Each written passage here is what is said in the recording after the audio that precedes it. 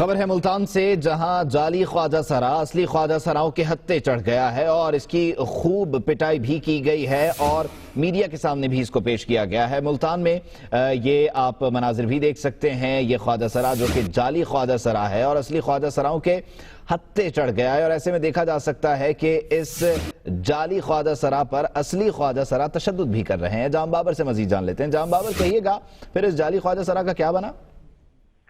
جی بالکل، ملتان میں جو خواجہ سرا ہے وہ بھی چائنا کے نکلے ہیں، اور یہاں پر عرفان نامی شخص تھا جو کہ 3 بچوں کا باپ تھا، شاہ رکن عالم کے علاقے میں جعلی خواجہ سرا بن کے بھیک مانگ رہا تھا۔ تاہم وہ جو اصلی خواجہ سرا ہے ان کے ہتھے چڑھ گیا، اور اس کے بعد اس کی جو پٹائی ہوئی ہے وہ بہت زیادہ ہوئی ہے۔ اس کو ڈنڈوں سے مارا گیا ہے، تھپڑوں سے اور مکوں سے اس کی جو ہے خاطر تواضع کی ہے اصلی جو خواجہ سرا ہے۔ اس کے بعد اس کو مرغا بنایا گیا ہے اور ناک سے لکیریں بھی نکلوائی گئی ہیں، اور اچھی خاصی درکت کے بعد اسے پولیس کے حوالے کیا گیا ہے۔ تاہم پولیس کا یہ کہنا ہے کہ جو یہاں پر چوری ڈکیتی کی وارداتیں ہو رہی ہیں ان میں بھی جو خواجہ سرا ہے وہ بن کر گھروں میں جاتے ہیں اور مانگنے کے بہانے جاتے ہیں اور بعد میں وہاں پر چوری کرتے ہیں، ڈکیتی کرتے ہیں۔ اس پہلو سے بھی پولیس کا کہنا ہے کہ دیکھا جا رہا ہے۔ تاہم شاہ رکن عالم کا علاقہ جہاں پر جعلی خواجہ سرا جو تھا عرفان نامی تھا، 3 بچوں کا باپ تھا، اور وہ بھیس بدل کر جعلی خواجہ سرا بن کر بھیک مانگ رہا تھا۔ عرفان نامی یہ جعلی خواجہ سرا اصلی خواجہ سراؤں کے ہتھے چڑھ گیا ہے۔ جام بابر اپڈیٹ کر رہے تھے، بہت شکریہ